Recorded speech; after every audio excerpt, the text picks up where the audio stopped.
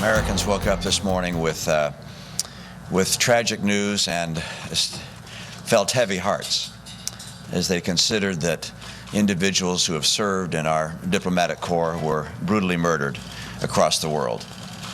This attack on American individuals and embassies is outrageous. It's disgusting. It breaks the hearts of all of us who think of these people who have served during their lives the cause of freedom and justice and honor. America will not tolerate attacks against our citizens and against our embassies. We'll defend also our constitutional rights of speech and assembly and religion.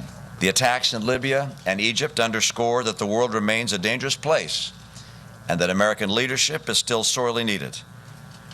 In the face of this violence, America cannot shrink from the responsibility to lead.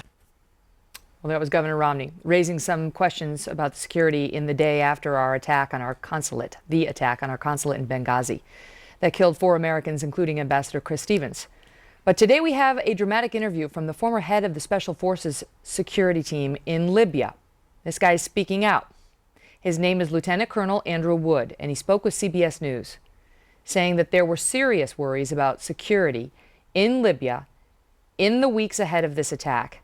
But when those on the ground asked the State Department for more help, the State Department actually cut the security staffing. I felt like we were being asked to play the piano with 2 fingers. There was concern amongst the entire embassy staff. I had people come and asking me that as well. What were they saying? I didn't feel good about it. They asked if we were safe. They asked if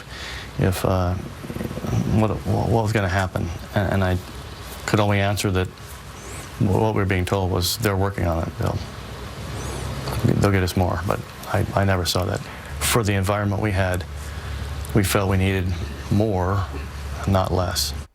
This is a quote. Well, we're trying to figure out what happened to our ambassador. You know, I mean, as for the campaign slogan, Dick, that's a dangerous road to go down. Andrea Tentaros, who is on the 5 here, said in response now to this campaign slogan of GM is alive and bin Laden is dead, so is our ambassador to Libya.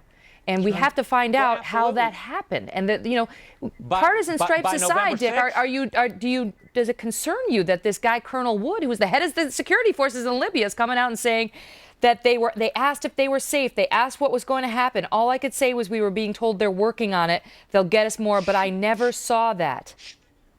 Sure, it's a part of the picture, but do you really need to know this by November 6th unless this is purely a political issue and really you don't has want nothing us to know it by November 6th. That's the problem. You don't want the American people to know the truth. You guys want to ride this out. Hopefully, the American people will pay attention to something else when the White House and others were either grossly incompetent or willfully lied to the American people. And now it's substantiated by an American military person who has no axe to grind other than to tell the truth that they weren't properly protected, even though they begged for it. We don't know what his axe is to grind, Brad. What I'm saying is, why scour this 30 days before an election when because the American people deserve answers. That's why. The American people. The American people don't want an answer.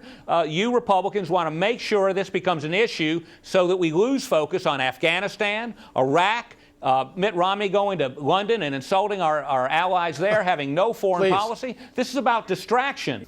I promise you, the president has a big stick.